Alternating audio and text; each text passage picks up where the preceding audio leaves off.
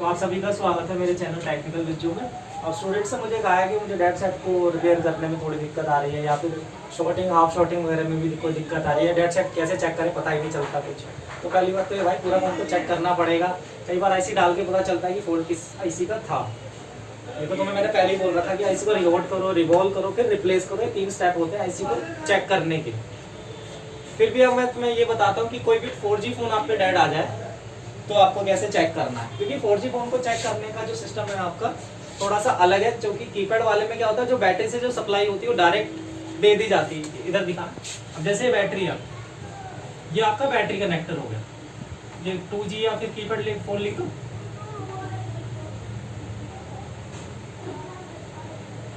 अब इसमें क्या है, ये बैटरी कनेक्टर हो गया हमारा, और ये प्लस है, ये माइनस। तो प्लस सीधा आपके पावर एम्पलीफायर में चला जाता है। हो सकता है इसके पास कोई पीएफ वगैरह लगा हो, है ना। और फिर सीधा ये फिर आपका सीपीयू, जो कि कंबाइंड ही रहता है ज्यादातर, मैंने देखा सीपीयू प्लस पावर। कई बार तो रैम या फिर एमएमसी भी इसी में ही होती है, या फिर अलग से भी हो सकती है। मैं अलग से बना दूंगा, रैम या फिर फ्लैश आईसी। तो इसमें तो बहुत आसान है शॉर्ट ढूंढना। क्यों? क्योंकि बैटरी कनेक्टर पे पता चल जाएगा हाफ शॉर्ट है कि फुल शॉर्ट है। तो आप यहाँ पे शॉर्ट किलर लगाओगे, जो भी आईसी है, जो भी कंपोनेंट हिट करा उसे हटा दो, या अगर कोई पीएफ है तो हटा देंगे और चेक कर लेंगे उनका कि शॉर्ट खत्म हो गया तो। और अगर हटाने पर भी नहीं हो रहा तो आईसी खराब है, फिर उस आईसी को हटाएंगे जो आईसी हिट कर रही है। तो इसमें तो आसान होता था। लेकिन अब जब से 4G फोन आया तो प्रोटेक्शन के लिए, ये देख रहे हो आप, दिख रहा है ना करो, ये जब से 4G फोन आया है उसमें क्या हो गया कि प्रोटेक्शन सिस्टम स्टार्ट हो गया। 4G फोन्स में होता क्या है कि ना, ये बैटरी कनेक्टर से जो सप्लाई है, पहले चार्जिंग, ये जो है चार्जिंग आईसी, ये प्रोटेक्शन के लिए लगी है, ये बीच में आ जाती है चार्जिंग आईसी। ठीक है। अब पहले कोई डेड सेट आपके पास आ जाए 4G फोन, जो कि शॉर्ट भी नहीं है, लेकिन ना तो हाफ शॉर्ट है ना फुल शॉर्ट है। हाफ शॉर्ट और फुल शॉर्ट मैंने तुम्हें चेक करना बता रखा 3 तरीके से, कि अपने आप डीसी से करंट लेगा, या फिर फुल बीप आ जाती है, या फिर दोनों तरफ रीडिंग आपकी कम आती है। तो रीडिंग का हिसाब देखना पड़ता है। लेकिन अब अगर हमारे पास कोई 4G फोन आ जाए, चाहे MI का हो, चाहे Vivo का हो, चाहे Oppo का हो, और आपका फोन शॉर्ट भी नहीं है, तो आपको कैसे चेक करना वो मैं स्टेप बता रहा हूँ। ये आपको मैं बोर्ड पे बता रहा हूँ। मदरबोर्ड में तो आपने देख रखे सारी ऐसे कैसे करना है, क्या है, रिवॉल्व कैसे करना है, सब जानते हो आप। जैसे एक सेट डाटा आया हमारे पास, सबसे पहले फोन में चार्जर लगा देंगे। ये लिखा है ना चार्जिंग कनेक्टर पे 4.2 वोल्ट होनी चाहिए। हाँ भाई, हाँ, इतना तो जानते हो। जब चार्जिंग कनेक्टर पे 4.2 वोल्ट होगी तो वही चार्जिंग आईसी की जो वोल्टेज है, चार्जिंग की जो वोल्टेज चार्जिंग आईसी में जानी चाहिए। ये मैंने आपको चेक करके दिखा रखा है कि चार्जिंग आईसी के आसपास किसी पीएफ पर या किसी कंडेंसर पर वोल्टेज आएगी 5.2 या 5 वोल्ट। इसका मतलब ये कि चार्जिंग को इनपुट सप्लाई मिल रही है। ठीक है। फिर इस आईसी का क्या काम है, अगर ओके है सब कुछ, तो चार्जिंग आईसी को ये वापस बैक सप्लाई देके बैटरी कनेक्टर में भेज देता है, और बैटरी पे 3.7 आ जाती है। बैटरी वापस रिवर्स आपकी चार्ज होने लगती है। जब वापस इससे आउटपुट निकलेगी ना सप्लाई, तो बैटरी चार्ज होने लगेगी। लेकिन अगर इस आईसी में कोई दिक्कत है तो ये सप्लाई आगे नहीं भेजेगी। हो सकता है ये सप्लाई ना आगे भेजे, जो इससे जो सप्लाई आउटपुट होती है वो भी बैटरी के बराबर ही होती है, क्योंकि एक तरह से बैटरी की प्रोटेक्शन के लिए लगा ना।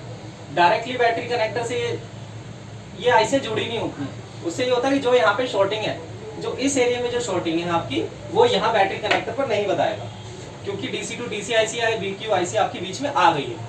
ठीक है। शॉर्टिंग अगर यहाँ है तो यहाँ नहीं बताएगा। क्यों? इसकी वजह से, क्योंकि बीच में आ गई आपकी। लेकिन अगर आपकी शॉर्टिंग यहाँ पर बता रहा है तो ज्यादातर डीसी टू डीसी आईसी खराब होती है, क्योंकि प्रोटेक्शन में तो यही लगी है, तो ज्यादातर यही खराब होती है। वो भी आप देख लोगे शॉर्ट किलर लगा के, कि शॉर्ट किलर लगाएंगे तो ऐसे हीट कर रही है कि नहीं। सीधी सी बात, इस या तो ये ऐसे हिट कर रहे हो, या फिर इसके आसपास लगा कोई कंडेंसर शॉर्ट हो रहा होगा, क्योंकि रेजिस्टेंस और कॉइल तो पहले से ही शॉर्ट है, वो तो शॉर्ट होंगे नहीं। डायोड होता है शॉर्ट आपका, या फिर आपका कंडेंसर कोई शॉर्ट होता है, चाहे वो एमएफडी हो, चाहे वो पीएफ हो, या फिर वो आपका आईसी कोई शॉर्ट होगी। ठीक है। अब आते हैं इस पे कि आईसी ने ओके कर दिया आपने, फिर इसने वीपीएस या वी सिस्टम लाइन बनाई। जो आईसी निकालती है आउटपुट, वो निकालती है बैटरी से बनने वाली सप्लाई, या बैटरी के हिसाब की सप्लाई, तो वो 3.7 ही होती है। अब ये आईसी से जो सप्लाई बाहर निकली, ये जाती है पावर मैनेजमेंट आईसी को, पावर एम्पलीफायर को, लाइट आईसी को, ये 3.7 वोल्ट ओडी आईसी, या फिर ये सब। ठीक है। कई बार क्या होता है, पावर आईसी और ओडी आईसी एक में ही होते हैं। ठीक है।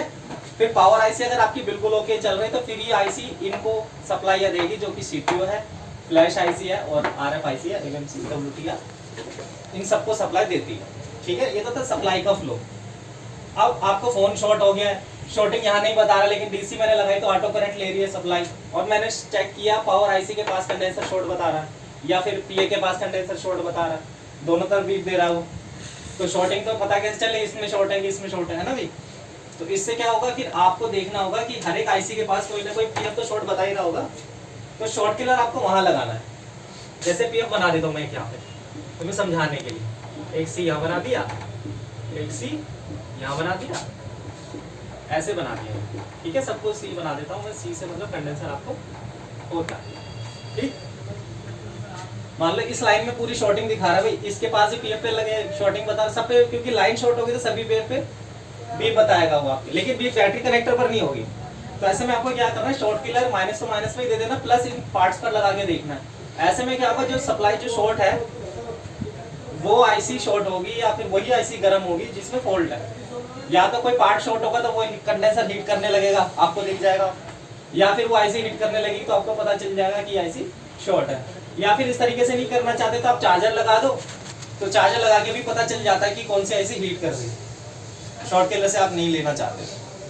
ठीक है, और अगर फोन शॉर्ट आपका नहीं है फिर भी ऑन नहीं हो रहा, तो मैंने बताया कि हमें इतना तो यहाँ से चेक करना ही था, यहाँ पर भी वोल्टेज आ जाती है। फिर हमारा अगला स्टेप क्या होता है कि सभी आईसी को देखना पड़ता है कि कोई आईसी वाटर डैमेज वगैरह तो नहीं है। ऑन स्विच पे वोल्टेज पावर आईसी से निकल रही सही, 1.5 से 3.7 होती है वोल्टेज। उसके बाद अगर सेट को ऑन करते हैं तो कितना करंट ले रहा है कितना नहीं, क्योंकि अगर ज्यादातर आपको जब सेट सही लगे तो एक बार कंप्यूटर पे कनेक्ट करा के देख लेना, कंप्यूटर पे कनेक्ट करा के पता चल जाता है डिवाइस मैनेजर के अंदर कुछ दिखा रहा है कि नहीं। ठीक है, वो प्रोसेसर का नाम पता चल जाता है, जैसे अगर एसपीडी का प्रोसेसर तो एससीआई कुछ ऐसे उस पर आगे लिखा जाएगा, क्वालकॉम का है तो क्वालकॉम कॉम पोर्ट में दिखा देगा, या एमटी के पोर्ट दिखा देगा आपको। ठीक है, ये उसमें दिखाता है कॉम पोर्ट में, कॉम एंड एलपीटी के अंदर एक सेक्शन होता है डिवाइस मैनेजर में, वहां पे।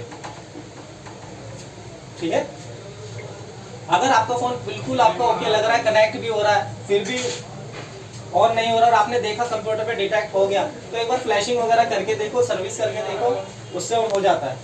लेकिन अगर आपका फोन कनेक्ट हो रहा है फिर भी ऑन नहीं हो रहा तो आईसी एमएमसी आईसी जो है आपकी फ्लैश आईसी को एक बार रिवॉल्व करके देख लेना, और फिर वापस फ्लैशिंग करना, तो ज़्यादातर उससे काम हो जाता है। अगर फिर भी नहीं हो रहा तो फिर सेट के अंदर फिर ज़्यादा दिक्कत है, वो इजी जेटीएजी या फिर उससे होगा, फिर यूएफआई वगैरह से रुपये। तो ये तो इतना आपको समझ आ गया।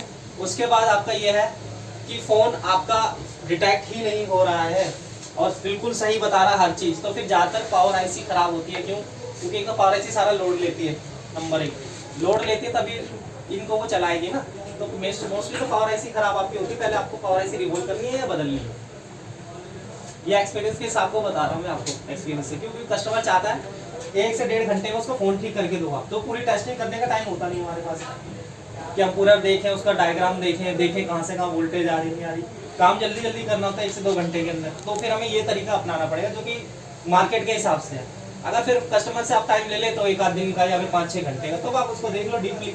लेकिन अगर वो जल्दी में चाह रहा है तो पहले इतना तो आप कर ही सकते हो, पावर आईसी बदलना इतना हो जाता है आराम से। अगर इससे भी नहीं हो तो फिर आप खर्चा बढ़ाओगे, तभी तो कस्टमर से आप पैसे लोगे। ठीक है ना, दुकान पे तो तुमने देखा ही है, दुकान पे क्या होता है, वो आधे घंटे में खड़ा ही रहता है कि आधे घंटे में खड़ा हो तुम कर दो, तो इतने में तो इतना ही हो पाएगा, है ना। तो ये था डेड साइड के बारे में, और ये शॉर्ट कैसे है इसके, ये 2G के बारे में था, सप्लाई फ्लो कैसे है, और ये 4G फोनों के बारे में था आपका। फिर भी कोई दिक्कत होगी तो आपको मदरबोर्ड पे मैं बताऊंगा ही, खैर क्लास के अंदर वो तो आपका अलग से चल ही रहा है। खैर ये खाली जिसको समझ नहीं आ रहा है, बच्चों को दिक्कत आ रही है अभी भी, तो उनके लिए मैंने बना दिया है। वीडियो भी काफ़ी दिनों से नहीं डाली थी, तो उसके लिए भी है। तो आज के लिए इतना ही, धन्यवाद। चैनल को लाइक और सब्सक्राइब करते रहे, वीडियो धीरे धीरे हम डालते रहेंगे, थोड़ा टाइम नहीं मिल रहा। नमस्कार।